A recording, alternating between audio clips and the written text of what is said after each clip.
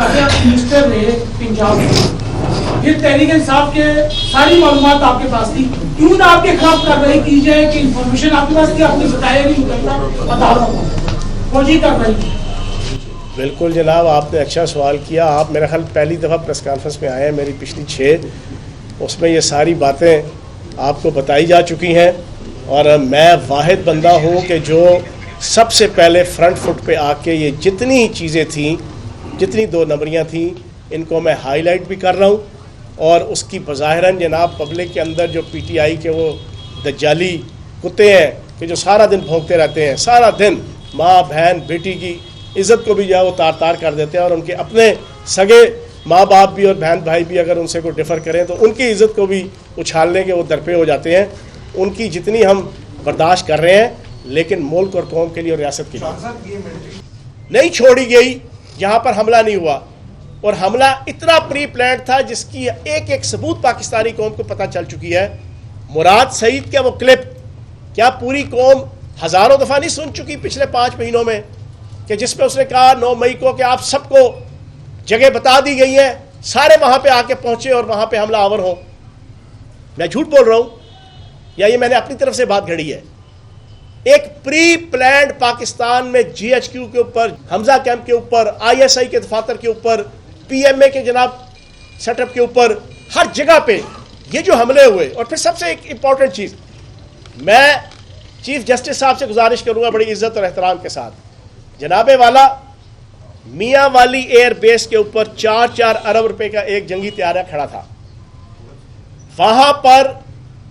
طیاروں کو آگ لگانے کے لیے پہلی دیوار توڑی گئی 9 مئی کو، اس کے بعد دوسری دیوار جو حفاظتی دیوار تھی اور حصار تھا اس کو توڑا گیا، اور طیاروں کے قریب پہنچ کے اس کو آگ لگانے کی کوشش کی گئی. وہ الگ بات ہے کہ پھر اس وقت ڈائریکٹ سیکورٹی اداروں نے جو حق بنتا تھا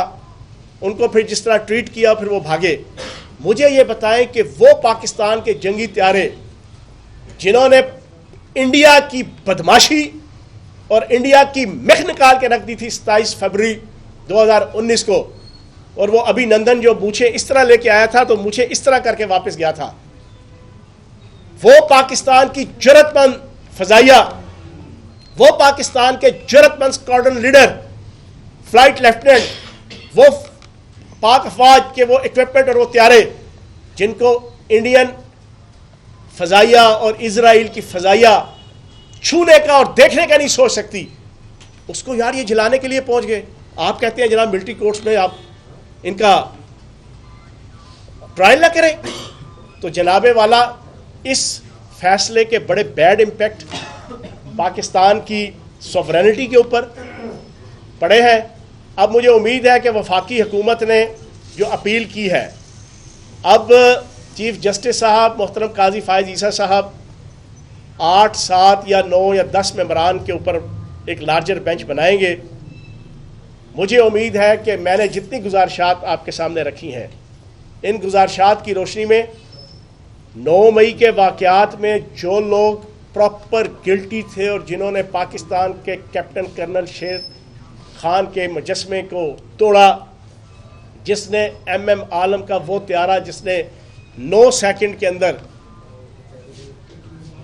7 یا 8 یا 10 طیارے انڈیا کے جہنم برد کیے تھے،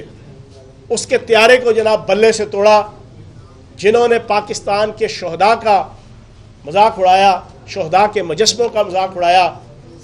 شہداء کی تصویروں کا مذاق اڑایا، ان کی عزت اور وقار کی دھجیاں بلے کے ذریعے سے اڑائیں، جنہوں نے بلہ اٹھا کے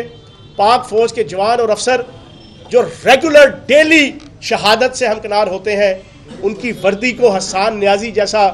ایب نارمل شخص اس نے جناب بلے پہ لٹکا کے جو حرکتیں کی. میں یہ سمجھتا ہوں کہ اگر ان لوگوں کو پاکستان کے سول عدالتی سسٹم کو جو کمزور ترین، جو آج یہ آپ کا انتظار تھا، دیر لگی آنے میں تم کو شکر ہے پھر بھی آئے تو، کہ گانے چیف جسٹس بندیال صاحب چیئرمین تحریک انصاف کو دیکھ کے گنگنائیں،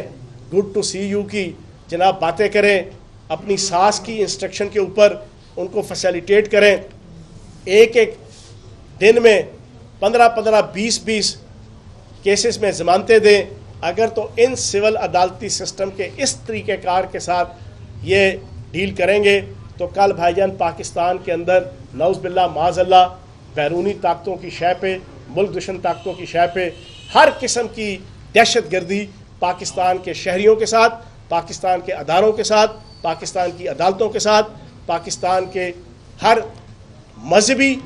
اور آپ کے ہر فرقے کے ساتھ ہوں گی، جس کا خمیازہ ہم سارے بھگتیں گے، اور پھر ذمہ داری جو ہے وہ پھر جس کے سر ہوگی وہ فیصلہ پاکستان کی عوام کرے گی۔